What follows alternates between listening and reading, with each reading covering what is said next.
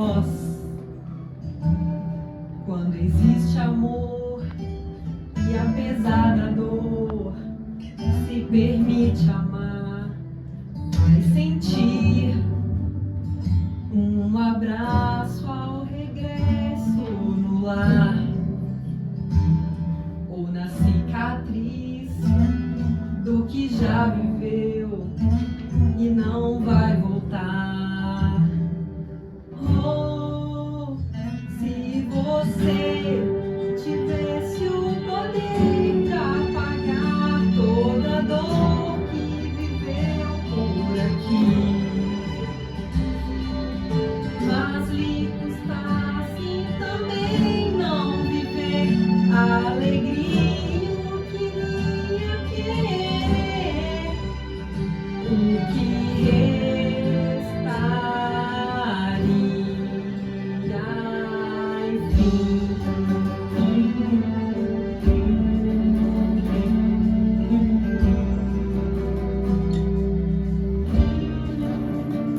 É assim, não existe uma estrada sequer pra atravessar que não vá sangrar nem cansar seus pés.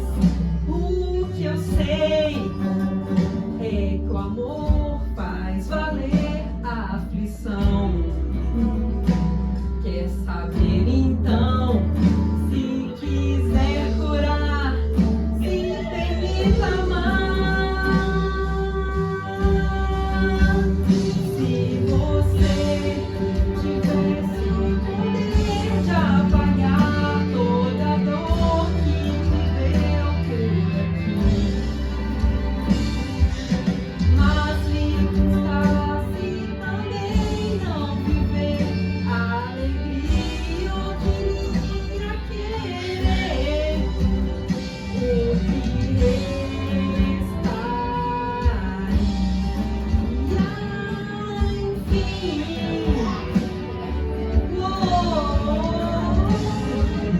Como cultivar a rosa e não aceitar seu espinho? Você pode descobrir que o amor faz valer o caminho. E se você tivesse o poder de apagar toda a dor que viveu por aqui, mas lhe custasse também não viver a alegria, o que queria querer, e se você se tornasse a esperança pra quem desistiu de esperar por e semeasse a lembrança que diz que o amor faz a vida valer, qual seria o seu jardim?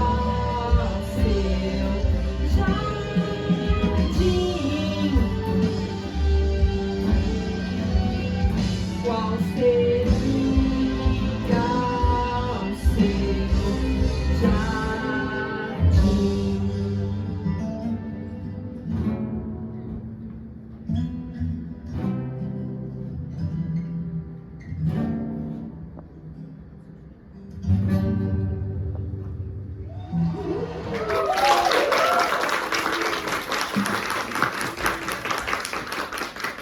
Jamais teria feito essa apresentação nesse momento, sem saber exatamente como tocar plenamente um violão, sem ter feito várias aulas de canto, sem me sentir segura fazendo muito bem isso para sentar aqui e fazer. E aí tem uma outra coisa também. Pela primeira vez, eu venho para um momento muito importante da minha vida sem ter feito um discurso, sem ter escrito, sem ter revisado, sem ter ajustado, tirado palavras, colocado palavras. E isso não começou agora. Isso começou no dia 28 de agosto de 2024, quando eu recebi o diagnóstico de câncer. Naquele momento, eu parei e eu fiquei por volta de 1 hora assim, sentada, tentando entender o que significava aquele resultado que estava ali no meu celular, porque eu recebi o documento via WhatsApp digital. E aí,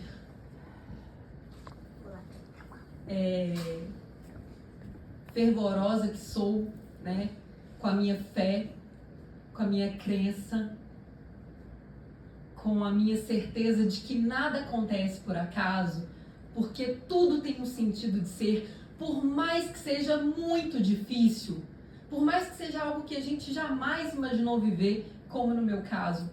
Nunca pensei, nossa, e se um dia eu tivesse um câncer?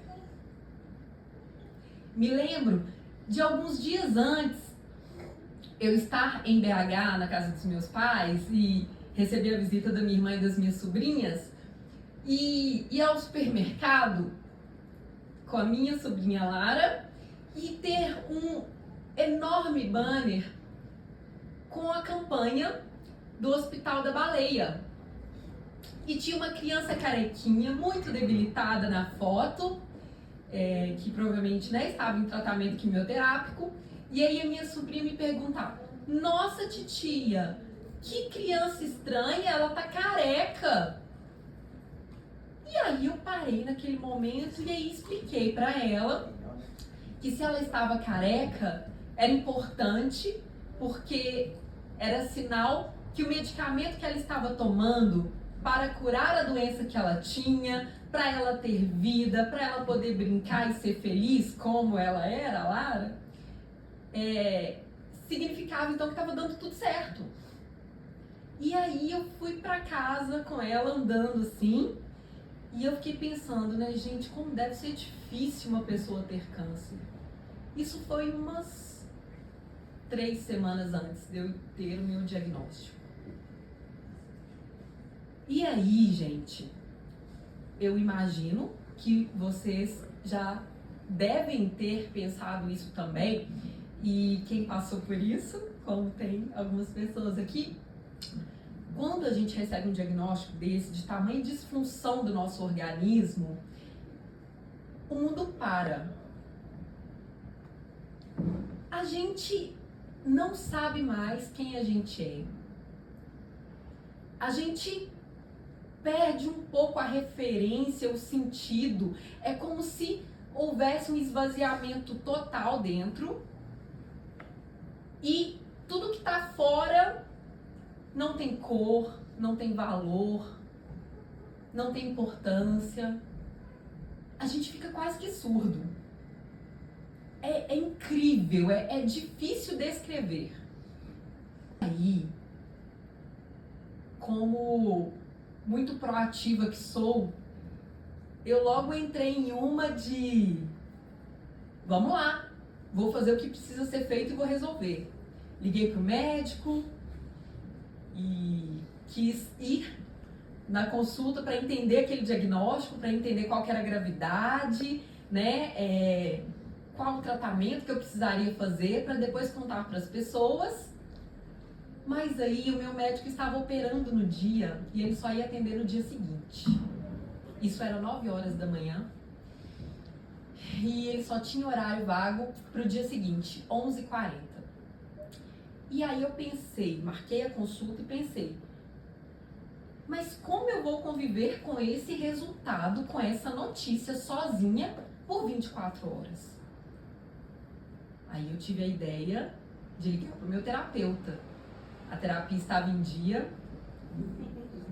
E aí eu mandei uma mensagem para ele, não tinha como suavizar, não tinha como fazer diferente. Mandei um áudio dizendo, olha, incrivelmente, vocês vão ler, o dia que eu fiz a biópsia eu já sabia.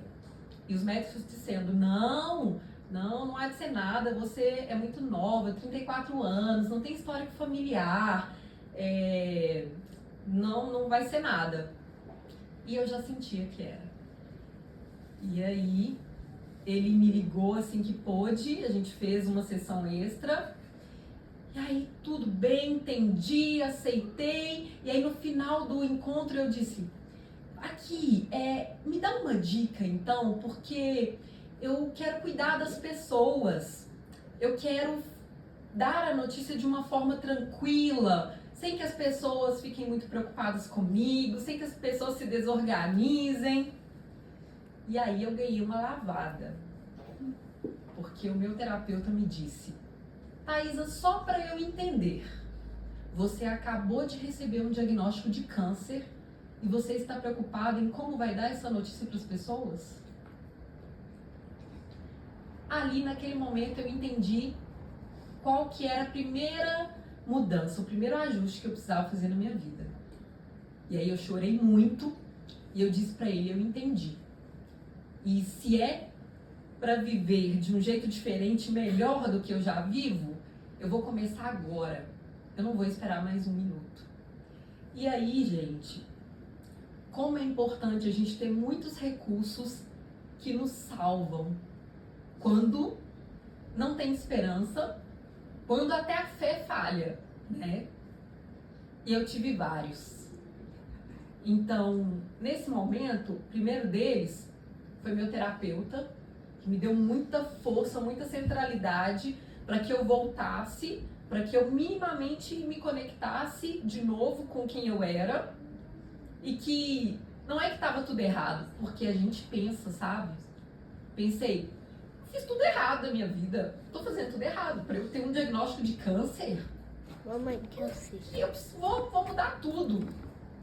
E aí depois, né, nessa sessão extra, eu comecei a entrar em contato com a minha vida e eu falei, gente, mas eu sou uma pessoa legal, eu sou uma pessoa do bem, né, eu faço caridade desde que me entendo por gente, subindo os aglomerados de Belo Horizonte, depois, né, com o meu grupo espiritual e eu me cuido, eu tinha acabado de fazer check-up e estava tudo certo. Anualmente eu faço todos os exames para entender como eu estou, eu faço terapia, eu tenho muito contato com a natureza, eu me alimento bem, eu tomo muita água, eu faço atividade física. Eu falei, então vou rasgar aqui até agora a história e vou recomeçar, porque tá tudo errado. E foi nessa sessão que o meu terapeuta disse, você não tem culpa de estar com diagnóstico de câncer. Então, para tudo mesmo e a gente vai fazer o que precisa ser feito, mas compreendendo o que é que a vida está te chamando para ver. E, curiosamente, antes dele me responder, eu pesquisei no Google o que significa biópsia, porque eu estava com a biópsia ali na minha frente, no celular, e eu gosto de compreender as coisas para dar um sentido. Aí eu consigo caminhar de uma forma mais leve. E aí eu pesquisei o que significa biópsia. E apareceu para mim um vídeo de um médico dizendo que para ele, biópsia significa um olhar para a vida. Um ver a vida de um jeito mais profundo, diferente de como estava acontecendo até então. Falei, pronto, então eu já tenho um norte. Eu vou olhar para minha vida de um jeito diferente, porque eu acreditava que estava tudo ok. Mas se chegou esse chamado, é porque eu preciso ajustar a rota. E aí, depois da terapia, rede de apoio. Gente, alguém de vocês aqui consegue se imaginar sem as pessoas que você mais ama e mais próximas de você ao seu redor, te apoiando, te dando um suporte nos momentos mais desafiadores, porque eles chegam para qualquer pessoa. Não tem jeito, né? Então, eu nem vou falar nomes porque família, amigos, parceiros de trabalho, clientes e pacientes super entenderam e me mandavam mensagem todos os dias, perguntando como eu estava e querendo saber. Vizinhos que são amigos, os profissionais, né? Eu precisei confiar em todas as pessoas que estavam ali para me conduzir dentro dessa jornada que para mim era nova. E deu certo.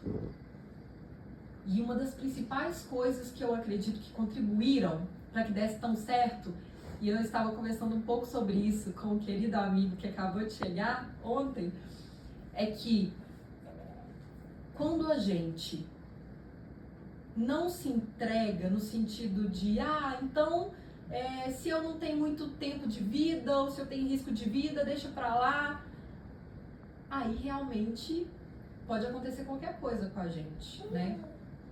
Mas quando a gente decide lidar com a verdade tal como ela é, incrivelmente tudo flui.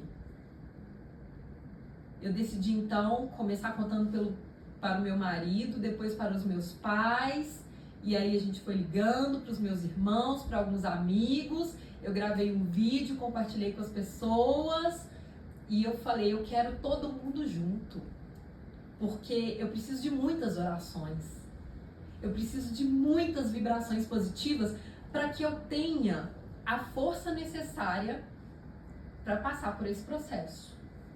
Porque os médicos me avisaram, não é fácil, mas depende muito de você.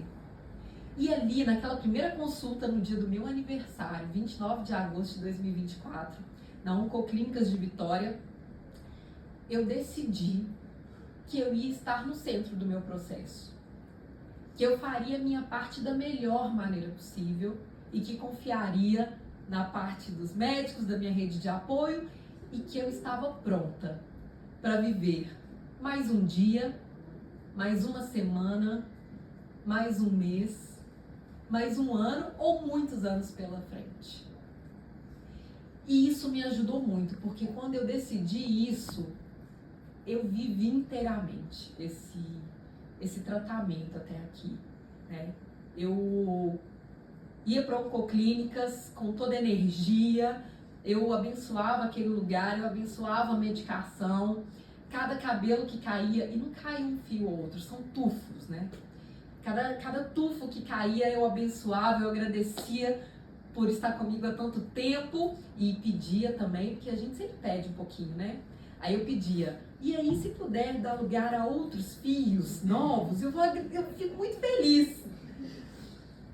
E eu consegui viajar nos momentos que os médicos me autorizaram, como Natal, como o aniversário dos meus sobrinhos, porque eu sou tia coruja e eu sou louca com os meus sobrinhos e eles também me deram muita força, né? Então, os momentos mais importantes para mim, eu conversava com a junta médica e aí eles diziam, tá bom, então pode ir, a gente atrasa um pouquinho a próxima infusão ou a próxima sessão. E assim eu fiz. E com isso estamos aqui, após um tratamento longo, invasivo, quase enlouquecedor. Porque, gente, tem dia que você não acha não, você tem a certeza que vai morrer. Tudo dói. Até o fio do cabelo que ainda está na cabeça, dói. A pele, não dá pra ninguém encostar, e se você encosta em qualquer lugar começa a sangrar, porque a quimioterapia, e ela tem esse objetivo mesmo, ela entra no organismo para detectar células cancerosas, atacar elas, matar elas, mas ela não alcança só as células cancerosas, ela também mata as células saudáveis. Então, os olhos estavam muito sensíveis, ainda estão, mas agora já melhorando, né? O olfato, por muito tempo eu não sentia nada, eu não sabia se era um cheiro bom ou um odor. O paladar, né? Eu fiquei muito tempo sem sentir o sabor das coisas e essa parte foi difícil porque eu amo comer. Quem me conhece sabe que eu sou um Garfield. E aí, ia só porque eu sabia que eu precisava comer. Porque eu precisava dar força para o meu organismo para ele dar conta de receber essa medicação tão forte, que era pro meu bem. Então ali, com a ajuda da minha mãe, da minha sogra, da minha irmã, do meu pai, eu comia o que era possível, quando também não estava enjoada e não estava vomitando, nem vou entrar nessa parte, é bem nojenta, mas faz parte do tratamento, né? E aí, se a gente resiste, se a gente entra em tamanho sofrimento, a gente perde força. Então, gente, eu não tô aqui para falar que é simples, que é fácil, que é gostoso. Não é. Mas, tal como lidar com o câncer ou com qualquer outro evento difícil na nossa vida, a perda de uma pessoa muito querida, um outro tipo de adoecimento, seja em nós ou nas pessoas que a gente mais ama, seja a perda de um emprego muito importante pra gente de uma forma inesperada, seja algo que a gente queria muito realizar e não aconteceu, então a gente se frustra e se angustia, né? Seja aquilo que a gente quer muito há tanto tempo e ainda não foi possível realizar. São tantos os motivos que nos deixam tristes, angustiados, que nos fazem sofrer, que nos fazem refletir sobre, será que vale a pena viver? Né? Pra que se eu não consigo realizar o que eu quero, o que eu gosto, o que é importante pra mim? Mas se a gente consegue, apesar de tudo isso, entender que a vida é um processo muito maior do que a gente tem a capacidade de enxergar, de sentir, de pensar, de ver, a gente consegue incluir o que quer que seja que surja no nosso caminho e encontrar forças para lidar e superar. E aí, uma outra coisa que eu não escrevi o livro porque eu estou curada e porque já está ficando tudo bem. Marcel está ali fora, mas se ele estiver ouvindo, ele pode confirmar de lá. A escrita é um recurso que sempre me ajudou muito. E aí, nesses momentos então mais difíceis, desde o momento em que eu recebi o diagnóstico, eu comecei a escrever as minhas sensações, os meus sentimentos, as minhas angústias, a minha esperança, o andamento do tratamento, as orientações dos médicos e como eu me senti a partir das falas deles. Então eu comecei a escrever. E aí, gente, tem uma outra coisa bem desafiadora, que é assim, entre o diagnóstico e o início do tratamento, tem um intervalo. E esse foi o tempo mais desafiador para mim.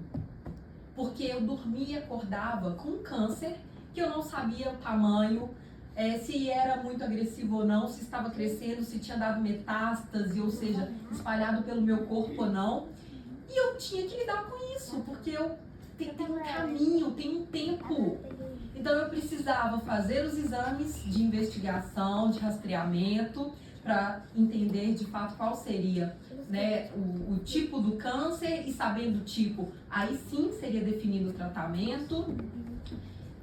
E nesse momento então, que era setembro, eu virei para o Marcel, que é o meu marido, e eu disse: eu vou escrever um livro.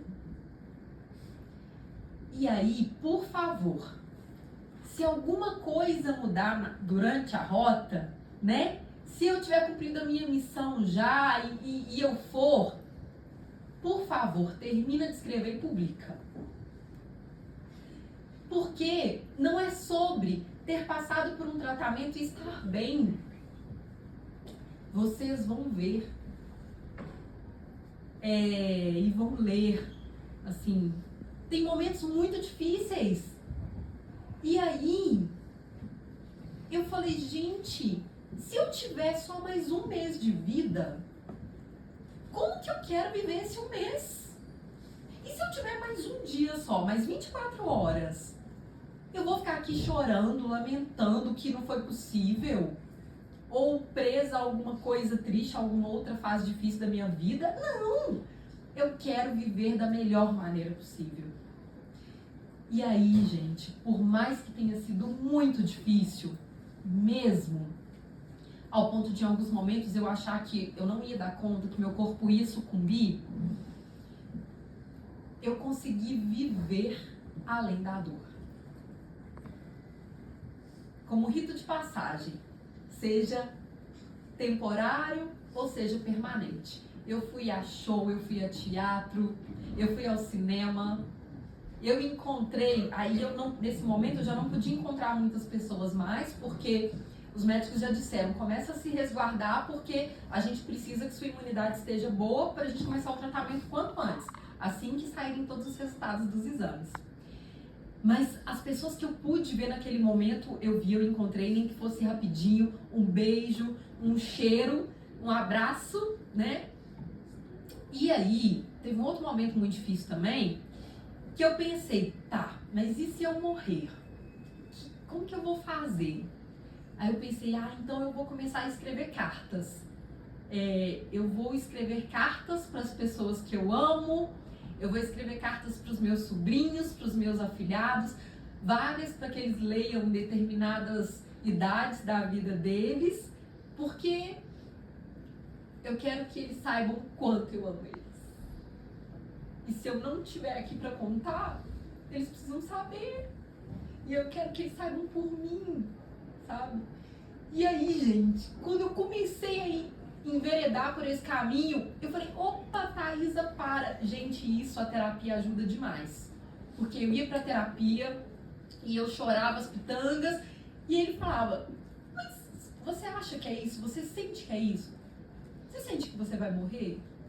Aí eu parava, ele me facilitava uma metodologia muito especial que é a focalização. E aí eu me aproximava experiencialmente do que eu estava sentindo e eu dizia, não, eu só tô sofrendo muito mesmo, mas eu acho que eu não vou morrer. Ele, então, se você não vai morrer, a gente não vai pensar em morte. E aí eu voltava, então, e me dedicava a escrever o livro. E aí, gente, é sobre isso, né? Nasceu o livro, Um Olhar para a Vida, após o diagnóstico de câncer, o que muda e o que fica. E teve uma grande diferença, que eu só tô dando um spoiler, mas vocês vão precisar ler, porque no início a sensação é que a gente perdeu tudo. A sensação é que não resta nada. Ale, foi assim com você também? Cutuca ela aí, Fabrício. Ale, você também sentiu quando recebeu o diagnóstico que não sobrou nada? Essa é a sensação, gente, é terrível. Assim, quem que eu sou, o que é, não tem mais referência. E aí... A sensação pior é como as pessoas nos olham, né? Parece que a gente tá com uma coroa fúnebre no rosto. Isso, a gente entrou pra estante, pra vitrine da morte. Isso. Todo mundo olha pra gente e já começa a chorar. Gente, é terrível. E eu bati no peito e falei, eu não aceito esse lugar. Pois é, complicado, não é? É muito difícil, porque além da gente ter que lidar com as nossas emoções, com as nossas dificuldades, com os nossos medos, a gente ainda tem que consolar as pessoas ou ficar explicando tudo o tempo todo. É muito cansativo. Mas aí a gente pensa, poxa, então de que vale? Então, gente, pelo pouco que eu conheci da história dela, ela conseguiu viver coisas muito importantes durante o tratamento. E ela foi em paz. Ela foi como antes de receber o diagnóstico ela não estava.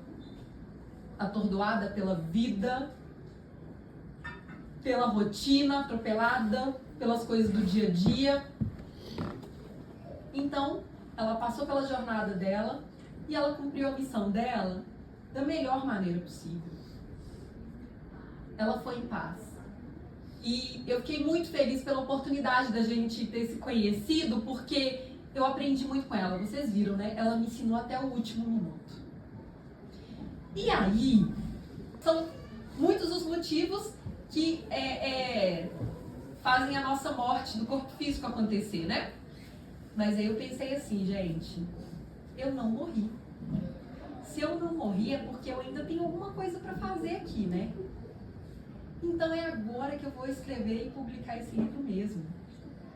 Porque eu quero falar sobre medo, eu quero falar sobre o estereótipo do câncer, porque quando a gente tem um diagnóstico, automaticamente a gente associa a morte, à noite, ao fim. A incapacidade. A incapacidade. Pô, não consigo fazer mais nada. E o meu medo, gente, não foi de morrer. Nunca tive medo de morrer, porque eu vivo muito intensamente cada segundo da minha vida. Mas o meu medo foi de perder a vitalidade. O que eu vou fazer agora?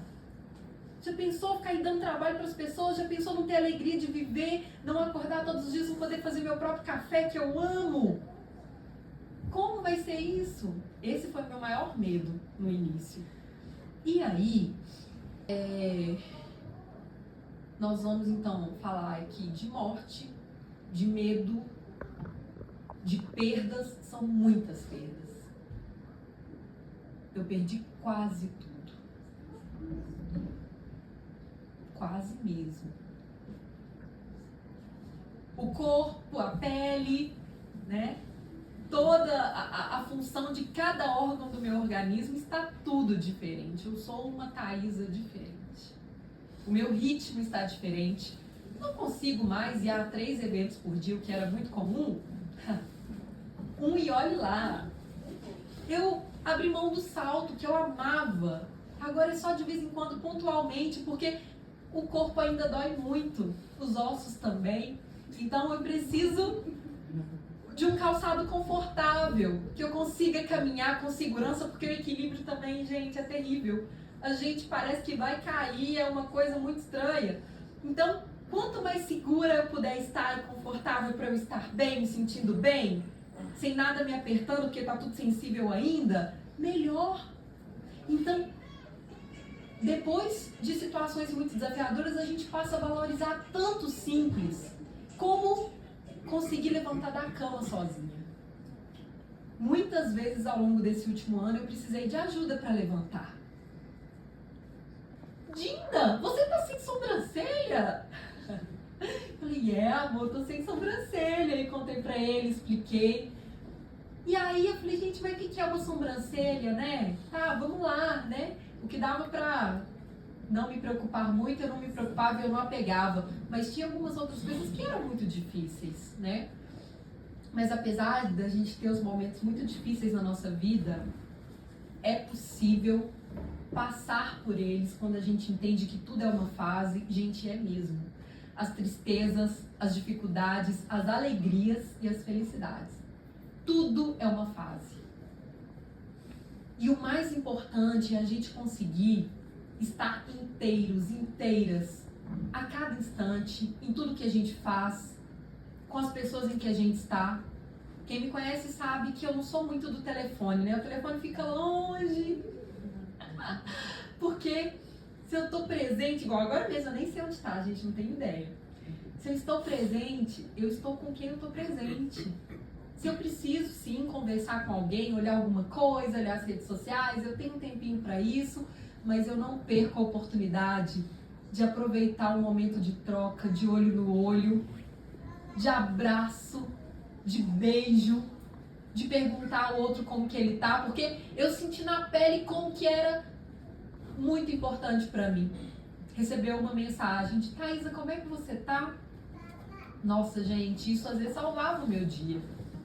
Eu tava ali deitada, né? Não tinha nada que fazer. Às vezes era possível olhar o celular, às vezes nem isso. Porque às vezes o olho não deixava eu ler, nem dando zoom. E aí eu abria a mão e ficava lá meditando quando dava, quando a cabeça não estava muito ruim ou quando a dor não estava muito grande, né? Cada momento pedia uma coisa. E o momento agora pede para que eu esteja aqui. Para que eu esteja com as pessoas que eu amo.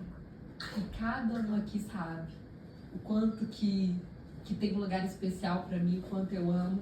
No livro eu cito algumas pessoas que estiveram 24 horas ao meu lado, né? Então não tinha como não citar, porque essas pessoas também me salvaram, né? Como um bebê. Vocês já pensaram nisso? Quando a gente é bebê, a gente precisa das pessoas pra gente sobreviver.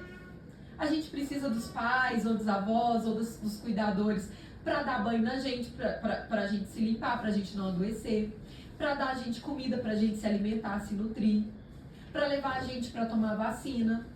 Aí, pra gente se proteger, ter imunidade. Quando a gente já tá na idade escolar, pra colocar a gente na escola, pra gente aprender, se desenvolver.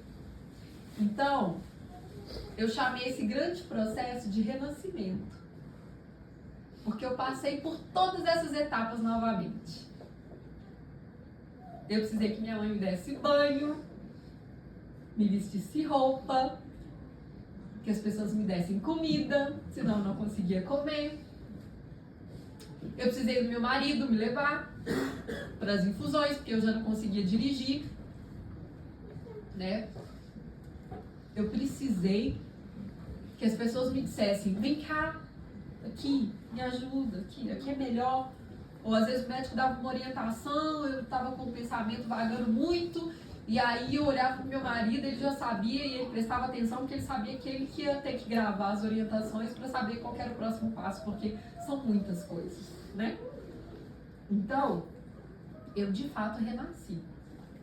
Gente, sem hipocrisia nenhuma, eu tô muito feliz, eu tô muito realizada, e assim, se eu tiver mais um tempinho só de vida, se eu tiver um tempão, pra mim não importa. Eu vou continuar vivendo cada instante da melhor maneira possível, inteira. E esse é o meu convite para vocês. Eu convido vocês para estarem com vocês mesmos, para entender o que tá bom, o que tá legal, vocês querem cuidar, querem manter, querem ainda melhorar e fazer crescer. O que não tá bom, e é importante ajustar, sentar, conversar, dialogar, fazer combinar. Ou aquilo que te fere muito, que não faz mais sentido. Gente, tomem decisões. A vida vale demais, e é por isso que eu lutei tanto para estar aqui hoje. Porque ela vale muito, porque ela é muito boa. E é muito bom quando a gente tem saúde e vigor para vivê-la. E é muito ruim quando a gente não tem. E tudo que é difícil e pesado leva a gente a não ter. Não ter disposição, vitalidade, prazer, né? Energia vital mesmo para poder ser e fazer tudo que é importante pra gente. Então, meu convite é esse. São vários, né? Vocês já viram, mas é entender que qualquer diagnóstico que seja, não é o fim. Um câncer como no meu caso, não é o fim. Se não for sua hora, você não vai. Como eu tô entendendo que não era a minha, por isso eu não fui, tô aqui. Vivam cada instante da melhor maneira possível. Isso não é balela, isso é muito sério. Porque quando a gente está na vitrine da morte, como a Ale disse, a gente pensa, nossa, será que eu poderia ter feito alguma coisa diferente? Será que eu queria ter abraçado mais as pessoas? Será que eu queria ter realizado o sonho de, sei lá, ir na praia? Ou ir em tal restaurante? Ou brincar mais com os meus filhos? No meu caso, eram os sobrinhos e afilhados. Tá? No caso de quem tem filho. Gente, cheira, aproveita, curte, essa fase vai passar, viram outras. E eu torço para que sejam outras fases melhores. Mas a gente não pode ser ignorante, nem leviano. A gente não tá aqui só... Vou pegar uma frase da minha tia querida, pro oba-oba da vida. A gente não tá aqui só para festejar. Eu acredito nessa vida como um grande processo que ela vai sempre conduzir a gente para experiências que a gente necessariamente precisa viver, por algum motivo. Muitas vezes a gente não vai saber o porquê. Às vezes no primeiro momento, depois a gente vai entendendo. Hoje a gente já tem muitos recursos para ajudar a gente a compreender melhor tudo que acontece com a gente. Mas, por isso então, olhem para a vida de vocês, façam uma revisão consciencial mesmo. Olhem para tudo que tá bom, valoriza o que tá bom. está conseguindo respirar sem um aparelho, está conseguindo beber uma água, bebam água. Uma das coisas que me ajudou muito, os médicos disseram, é porque eu tomo muita água. Eu devo tomar entre 3 e 5 litros por dia, porque eu gosto de água. Eu prefiro água do que suco, refrigerante, outras bebidas. E os médicos disseram, que bom que o seu organismo está muito hidratado, isso vai ajudar muito a gente, e ajudou mesmo. E ajudava também a fazer a quimioterapia, sair logo do corpo, e aí passavam 7 dias da infusão, eu conseguia começar a melhorar, mas aí já estava na hora da próxima. Então não ajudava muito nesse sentido, mas agora ajuda muito, né? Quando eu estou aí já caminhando para o finalzinho do tratamento. Então, gente, eu acabei falando muito, tá vendo? Ó, isso que dá não vir com o roteiro pronto, né? Eu deixei falar 15 minutos e eu falei quase 1 hora. Mas, gente, de verdade, eu quero abraçar cada um de vocês. E eu quero agradecer muito a presença de vocês. Gente, quando eu falo pra cada um, obrigada, você faz parte dessa história. Obrigada, você faz parte dessa história. Muito obrigada, você faz parte dessa história. É porque é verdade, tá? Eu não tô falando só pra agradar, não. E quem me conhece sabe que ou eu silencio, não falo nada, ou eu me distancio. Mas quando eu falo é porque é do coração. E eu convidei quem eu achava que era importante para estar aqui nesse dia hoje. Porque de fato faz parte da minha vida, da minha jornada. E principalmente nesse último ano em que eu renasci. Então, eu já aproveito aqui para agradecer cada uma de vocês, para dizer que eu amo muito vocês e para dizer que além de tudo que eu já disse aqui, amor cura.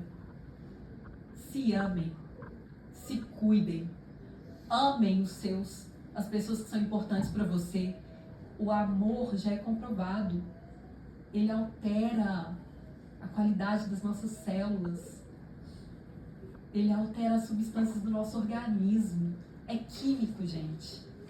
Então, como não amar algo que depende só de nós, de fazer um movimento interno, e de se tá difícil pedir ajuda? A gente não precisa saber ou dar conta de fazer nada sozinhos, sabe?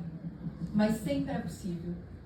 A gente só precisa se atentar aos convites que a vida nos faz e decidir, porque é uma decisão, todo instante, o que a gente vai fazer, o que a gente não vai fazer, o que a gente vai eliminar, o que a gente vai incluir, o que a gente vai fortalecer, para que vocês tenham, no tempo de vida que tiverem, vida. Independente do que vocês estejam passando, porque nada que a gente passa nos define. A vida é muito além do que qualquer coisa, e tá aí o livro para comprovar. Então eu espero que vocês se deliciem com a leitura, espero que vocês se reconheçam ali, porque mesmo algumas pessoas eu citei nomes, outras eu citei situações e preservei a identidade, outras, muitas eu fui contando, né, quando me mandava um áudio, quando me mandava uma mensagem, quando me mandava um texto, um filme, uma indicação de filme, enfim. Tudo isso me salvou, tudo isso contribuiu para o meu processo de cura. Sem isso eu não estaria aqui hoje. Então, eu sou imensamente grata e é por isso que eu não poderia deixar de ter esse momento. E era agora, gente. Eu não sei o que vai acontecer daqui uma semana. Por isso que eu queria fazer isso agora. Porque só o agora nos importa. O eterno é o agora.